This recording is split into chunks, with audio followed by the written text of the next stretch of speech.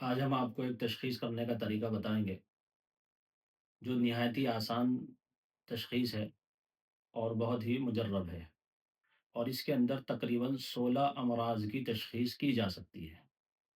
تشخیص کا طریقہ بتانے سے پہلے اس کے چند اصول اور چند اہم باتیں آپ سے عرض کرنی ہے کہ ایک تو تشخیص بار بار نہیں کرنی چاہیے۔ کوئی بھی تشخیص ہو اس کو بار بار نہیں کرنا چاہیے۔ بار بار جو تشخیص کراتے ہیں تو شیاطین جو ہوتے ہیں انہیں وہم میں مبتلا کر دیتے ہیں اور وہ وہم میں پڑ جاتے ہیں۔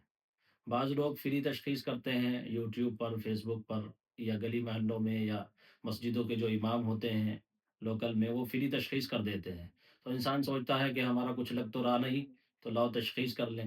اور بعض مرتبہ تشخیص کرانا مقصد نہیں ہوتا، بلکہ سامنے والے کی تشخیص کرنا مقصود ہوتا ہے۔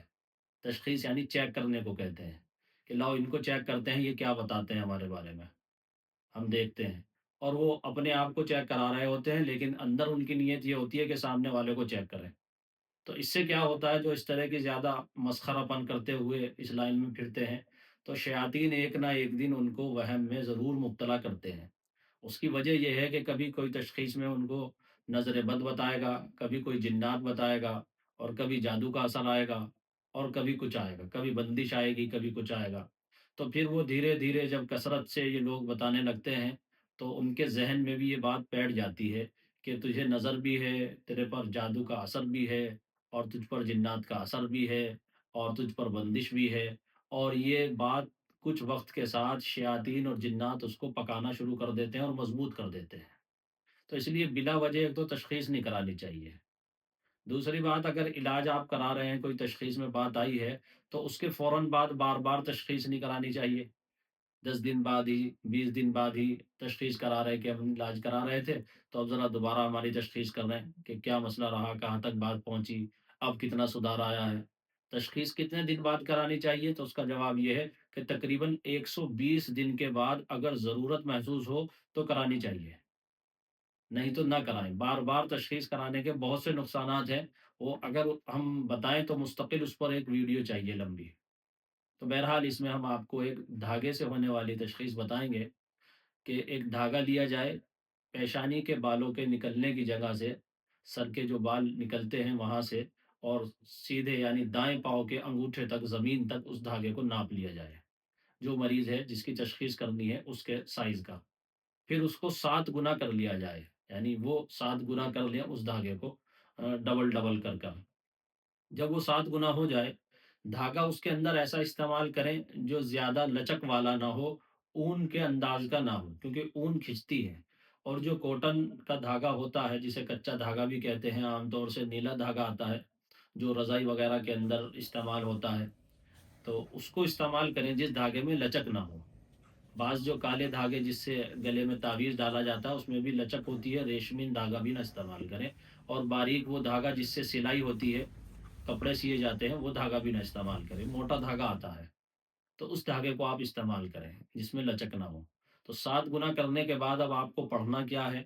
ترتیب وار پڑھنا ہے، ترتیب بھی آگے پیچھے نہ ہو، نہیں تو تشخیص کے نتائج بھی آگے پیچھے ہو جائیں گے، کیونکہ جو ترتیب ہم پڑھنے کی بتا رہے ہیں، آنے والے نتائج ہیں اس سے وہ منسلک ہیں۔ 3 مرتبہ درود پڑھنا ہے، تو پہلے نمبر پر سورہ فاتحہ پڑھیں، دوسرے نمبر پر سورہ قلم کی آیت نمبر 51 اور 52، پھر تیسرے نمبر پر آیت الکرسی، اور چوتھے نمبر پر قل اعوذ برب الفلق، اور پانچویں نمبر پر قل اعوذ برب الناس پڑھیں، اور چھٹے نمبر پر سورہ مؤمنون کی آیت نمبر 97 سے 98، یہ 2 آیات، اور 7ویں نمبر پر سورہ اعراف کی آیت نمبر 54، اور 8ویں نمبر پر سورہ عبسہ پوری پڑھیں۔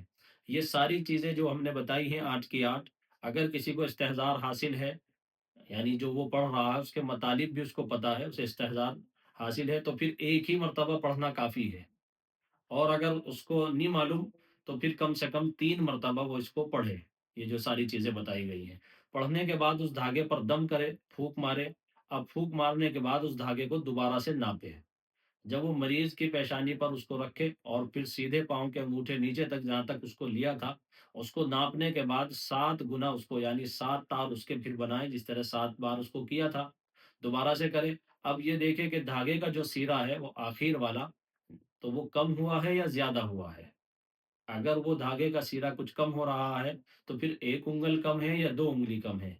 1 उँगली से मुराद 1 उँगली की चौड़ाई होती है। 2 उँगली से मुराद 2 उँगली की चौड़ाई, दाएँ से बाएँ। तो अब उस पर उँगली मरीज़ ही की रखवाएँ, अपनी ना रखें आमिल। जो चेक करने वाला है वो अपनी उँगली रखकर उसको चेक ना करे, बल्कि जिसका जिसका चेक कर रहे हैं धागा और जिसकी तशख़ीस कर रहे हैं, उसी की उँगली उस पर रखवाएँ। और अब देखें कि अगर एक उँगली कम है, तो जिस्मानी मर्ज़ है, यानी आम बुखार वगैरह जो चलते हैं, और अगर एक उँगली बढ़ गया है, तो अंदरूनी कोई मर्ज़ है, यानी जिस्म के अंदर बीमारी बन रही है। और अगर 2 उँगल घटता है,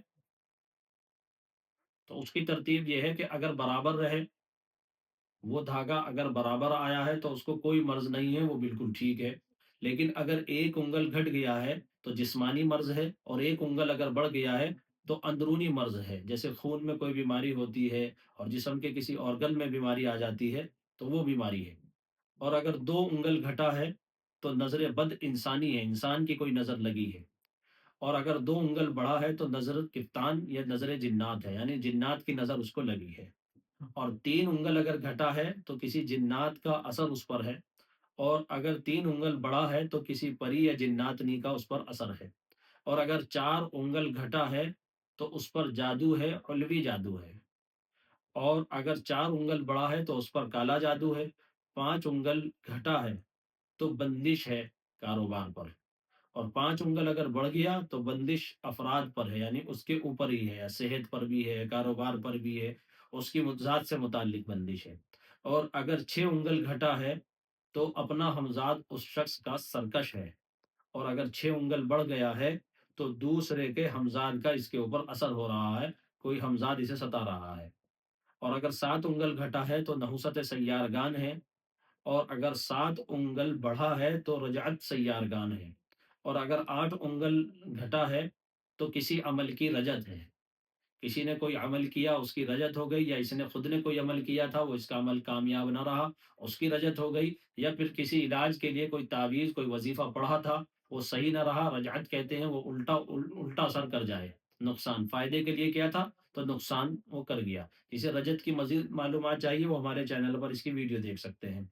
और अगर 8 उँगल बढ़ गया है, तो फिर लखन है। लखन कहते हैं, किसी ने कोई जादू का सामान उतार कर किसी चौराहे पर डाला था, कोई नींबू, दाल, सिंदूर वगैरह या फिर और कुछ इस तरह का सामान था, ये उसके ऊपर से टप गया, और टपने की वजह से वो असर इसके ऊपर आ गया।